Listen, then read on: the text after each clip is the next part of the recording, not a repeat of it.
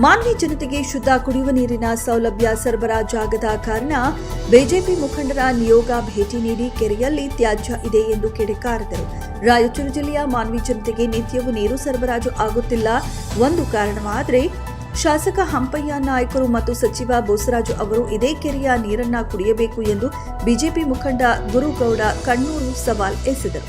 ಮಾನ್ವಿ ಜನತೆಗೆ ಕುಡಿಯುವ ನೀರಿನ ಕೆರೆ ನಿರ್ಮಾಣವಾಗಿ 8 ವರ್ಷಗಳು ಕಳೆದಿವೆ. ಆದರೆ ಶುದ್ಧ ನೀರು ಸರಬರಾಜು ಎಲ್ಲಿದೆ ಎಂದು ಶಾಸಕ ಹಂಪಯ್ಯ ನಾಯ್ಕ, ಸಚಿವ ಬೋಸರಾಜು ಮಾನ್ವಿ ಜನತೆಗೆ ತಿಳಿಸಬೇಕು ಎಂದು ಆಗ್ರಹಿಸಿದರು.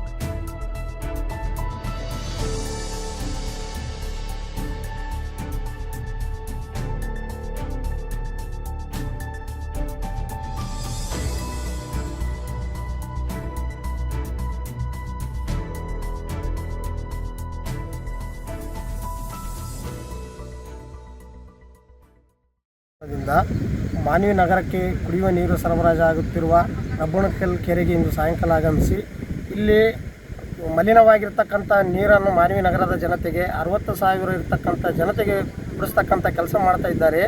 ಇಲ್ಲಿನ ಶಾಸಕರು ಮತ್ತು ಸಚಿವರು IBಯಲ್ಲಿ ಬಂದು ಪ್ರೆಸ್ ಮೀಟ್ ಮಾಡಿ ನಾವು ಮಾನ್ವಿ ಜನತೆಗೆ ಕುಡಿಯುವ ನೀರಿನ ವ್ಯವಸ್ಥೆ, ಶುದ್ಧ ಕುಡಿಯುವ ನೀರಿನ ವ್ಯವಸ್ಥೆ ಮಾಡ್ತೀವಿ ಅಂತ ಹೇಳ್ತಾರೆ.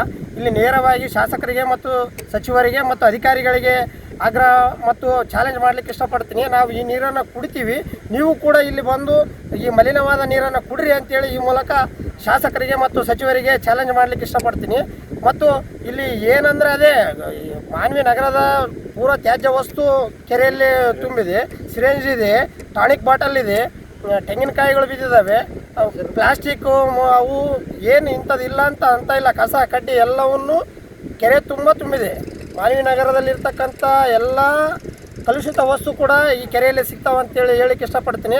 ಆದ್ದರಿಂದ ಅವ್ರಿಗೆ ಕೇಳೋದು ಇಷ್ಟೇ, ನಾನು ಮಾನ್ವಿ ನಗರದ ಜನತೆಗೆ ಶುದ್ಧ ನೀರು ಕೊಡ್ತೀವಿ ಅಂತೇಳಿ ನಗರದ ಜನತೆಗೆ ಅಶುದ್ಧವಾದ ನೀರು ಕೊಟ್ಟು ಮತ್ತು ಅವರಿಗೆ ಅನಾರೋಗ್ಯದಿಂದ ಬಳಲ್ತಕ್ಕಂಥ ಸ್ಥಿತಿ ಮಾನ್ವಿಯ ಶಾಸಕರಾದ ಹಂಪಯ್ಯ ನಾಯಕರು ಮತ್ತು ಇಲ್ಲಿನ ಸಣ್ಣ ಇದು ಕೂಡ ಕಾಮಗಾರಿಗಳಿಗೆ ಗುದ್ದಲಿ ಪೂಜೆ ಮಾಡೋಕ್ಕೆ ಬರ್ತಿರ್ತಕ್ಕಂಥ ಕೊಡಗು ಜಿಲ್ಲಾ ಉಸ್ತುವಾರಿ ಸಚಿವರಾದ NS ಬೋಸರಾಜ್ ಅವರು ಕೂಡ ಸಾಹೇಬರು ಕೂಡ ಈ ಮೂಲಕ ಕೇಳಲಿಕ್ಕೆ ಇಷ್ಟಪಡ್ತೀನಿ. ಇವರು ಇಲ್ಲಿ ಬಂದು ಪ್ರೆಸ್ ಮೀಟ್ ಮಾಡೋದು ಮಾತ್ರ ಅಲ್ಲ, ಇಲ್ಲಿ ಜನರಿಗೆ ಏನು ಕೊಡಕತ್ತೀವಿ ಅನ್ನೋದನ್ನು ಕೂಡ ನೇರವಾಗಿ ಸದ್ಯದ ಪರಿಸ್ಥಿತಿಯನ್ನು ನೋಡಬೇಕು. ಅಲ್ಲಿಂದ ಕಾಲುವೆಯಿಂದ ಕೂಡ ಹೇಳ್ತಾ ಇದ್ದೀವಿ, ಯಾವ ನಮೂನೆ ಹೊಲಸಿತ್ತಂದರೆ ಕಾಲುವೆಯಲ್ಲಿ ಅದು ಕೂಡ ಅದೇ ರೀತಿ ಬಂದದ. ಇವತ್ತು ಕೆರೆಗೆ ಮಾನ್ವಿ ಪಟ್ಟಣದ ಜನತೆಗೆ ಇವೇ ನೀರು ಹೋಗ್ತಾ ಇದ್ದಾವೆ. ಇವತ್ತು ಮಲಿನವಾದ ನೀರು, ಕಲುಷಿತ ನೀರು. ಅಲ್ಲ, ಸಚಿವರಿಗೆ ಮತ್ತು ಶಾಸಕರಿಗೆ ಹೇಳ್ತಾ ಇದ್ರಲ್ಲ, ಅವರೆಲ್ಲ ಫಿಲ್ಟರ್ ವಾಟರ್ಗಳನ್ನ ಬಾಟಲ್ಗಳನ್ನ ಕುಡಿತಾರೆ. ಅವ್ರಿಗೇನಿಲ್ಲ ಇದ್ರ ಪರಿಸ್ಥಿತಿ ಗೊತ್ತಾಗೋದಿಲ್ಲ. ನಮ್ಮ ಮನೆಗೆ ದಿನ ಕೋನಪುರಪೇಟೆಯಲ್ಲಿ ನಮ್ಮ ಮನೆ ಇರೋದು, ಅಲ್ಲಿ ದಿನಾಲು ಇವೇ ನೀರೇ ಬರ್ತಾವೆ. 4 ದಿನಕ್ಕೊಂದ್ಸಲ ಇವೇ ನೀರೇ ಬರ್ತಾವೆ. ಈಗ ಕೆಲವು ದಿನಗಳಿಂದ ಕುಡಿಯ ನೀರಿಗಾಗಿ ತುಂಗಭದ್ರಾ ಎಡದಂಡೆ ಕಾಲುವೆಯಿಂದ ಕೆರೆ ತುಂಬುವ ಕಾರ್ಯಕ್ರಮ ಪುರಸಭೆಯಿಂದ ಮಾಡಿಕೊಳ್ತಾ ಇದ್ದಾರೆ. ಈ ಒಂದು ಕೆರೆ ನೋಡಲು ನಾವು ಬಂದಾಗ ಮಾನ್ವಿ ಪಟ್ಟಣದಲ್ಲಿ ಏನು ಪ್ರತಿನಿತ್ಯ ಪೌರ ಕಾರ್ಮಿಕರು ವೇಸ್ಟೇಜ್ ಏನು ತೆಗಿತಾ ಇದ್ದಾರೆ ಅವೆಲ್ಲ ಇವತ್ತು ಈ ಕೆರೆಯಲ್ಲೇ ನಾವು ಕಾಣ್ಬೋದು. ಯಾಕಪ್ಪ ಅಂದರೆ ಇಲ್ಲಿ ಏನು ಸಿಗಂಗಿಲ್ಲ ಅಂತ ಹೇಳಂಗಿಲ್ಲ. ಮಾನ್ವಿ ಪಟ್ಟಣದ ಇಲ್ಲಿ ಸಿರಿಂಜು ಸಿಕ್ಕೈತೆ, ಟಾನಿಕ್ ಸಿಕ್ಕೈತೆ, ಇವೆಲ್ಲ ವೇಸ್ಟೇಜ್ ಅಲ್ಲ. ಇಂಥ ನೀರನ್ನು ನೇರವಾಗಿ ಫಿಲ್ಟ್ರ್ ಮಾಡಲಾರ್ದೇ ಮಾನ್ವಿ ಜನತೆಗೆ ಕುಡಿಯೋ ನೀರಕ್ಕಾಗಿ ಬಳಕೆ ಮಾಡೋದಕ್ಕೆ ಯೋಗ್ಯ ಇದೆನಾ ಅಥವಾ ಇಲ್ಲ ಅನ್ನೋದ್ರ ಬಗ್ಗೆ ಸಾರ್ವಜನಿಕರು ನಿರ್ಧಾರ ಮಾಡಬೇಕು. ಈ ಒಂದು ಕೆರೆ ಏನಾಗಿತ್ತಪ್ಪ ಅಂದರೆ 8 ವರ್ಷ ಆಯ್ತದು. 8 ವರ್ಷಗಳನ್ನ ಆದರೂ ಸಹಿತ ಈ ಒಂದು ಕೆರೆಗೆ ಫಿಲ್ಟರ್ ಬೆಡ್ ಅಂದರೆ ಶುದ್ಧೀಕರಣ ಘಟಕ ಮಾಡುವಲ್ಲಿ ಜನಪ್ರತಿನಿಧಿಗಳು ಸಂಪೂರ್ಣ ವಿಫಲರಾಗ್ಯಾರ.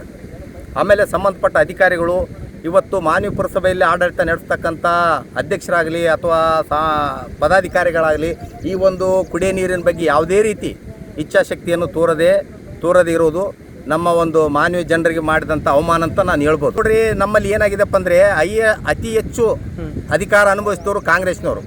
2 ಸಲ ಬೋಸರಾಜ್ ಅವರು, ಮೂರನೇ ಸಲ ಹಂಪಯ್ಯ ನಾಯಕರು, ಈಗ 3ನೇ ಸಲನೂ ಬೋಸರಾಜ್ ಅವರೇನೆ ಇನ್ಚಾರ್ಜ್ ಮಿನಿಸ್ಟರ್ ಇದ್ದಾರೆ. ಇವರು ಇಚ್ಛಾಶಕ್ತಿ ಕೊರತೆಯಿಂದನೇ ಎಲ್ಲ ನಾವು ಈ ಒಂದು ಅಶುದ್ಧ ನೀರು ಬಳಕೆ ಮಾಡೋದು ಕಾಣ್ಬೋದು. ಜನರು ಏನೈತಪ್ಪ ಅಂದರೆ ಜನರಿಗೆ ಇಚ್ಛಾಶಕ್ತಿ ಇಲ್ಲ. ಅವ್ರು ಏನು ಬಂದ್ರೆ ಸಾಕಪ್ಪ ಎಂಬ ಲೆಕ್ಕಕ್ಕೆ ಇದ್ದಾರೆ, ಜನರಲ್ಲಿ ಆಗಿಲ್ಲ. ಯಾಕಂದ್ರೆ ಅಧಿಕಾರಿಗಳೇ ಜನಪ್ರತಿನಿಧಿಗಳಿಗೆ ಒಂದು ಇಚ್ಛಾಶಕ್ತಿ ಇಲ್ಲ ಅಂದಾಗ ಜನರು ಏನು ಮಾಡ್ತಾರೆ ರೀ? ಜನರು ಇವತ್ತು ಪ್ರತಿದಿನ ನೀರು ಯಾಕೆ ಬರ್ತಾ ಇಲ್ಲ ಅಂತದ್ದು ಪ್ರತಿದಿನ ಮುನ್ಸಿಪಾಲ್ಟಿಗೆ ಹೋಗಿ ಧರಣಿ ಮಾಡ್ತಾ ಇದ್ದಾರೆ. ಈ ದುರಾಡಳಿತದ ದುರಂತ ಏನಪ್ಪ ಅಂದರೆ ಇಂಥ ಒಂದು ಜನಪ್ರತಿನಿಧಿಗಳು ನಿರಂತರವಾಗಿ ಗೆದ್ದರೂ ಸಹಿತ ಇವ್ರ ಮೇಲೆ ಒಂದು ವಿಶ್ವಾಸ ಇಟ್ಟು ಜನರೇನು ಆಯ್ಕೆ ಮಾಡೋಕಚ್ಚಾರ, ಇವ್ರು ಅಭಿವೃದ್ಧಿ ಮಾಡ್ತಾರಂತ ಇವರು ಅಭಿವೃದ್ಧಿ ಹೆಸರಿನಾಗ ಏನು ಚುನಾವಣೆ ಗೆದ್ದು ಬರ್ತಾರ, ಗೆದ್ದು ಬಂದ ನಂತರ ಅಭಿವೃದ್ಧಿ ಹೆಸರಿನಲ್ಲಿ ಶೂನ್ಯ ಇವ್ರದ್ದು.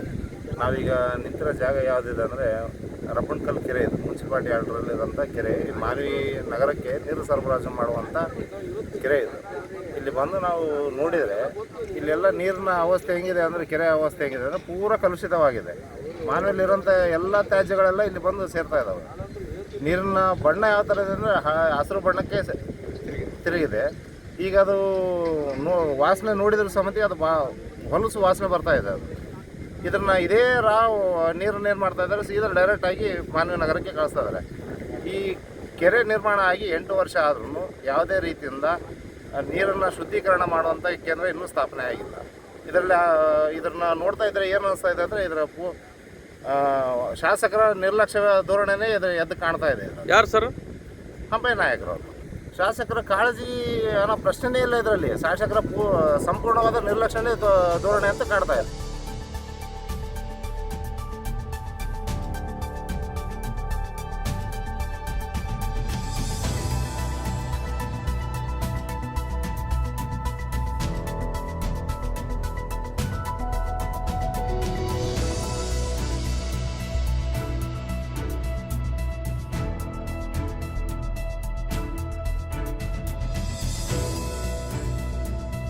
ವರದಿ ಶಫೀಕ್ ಹುಸೇನ್, ಮಾನವಿ.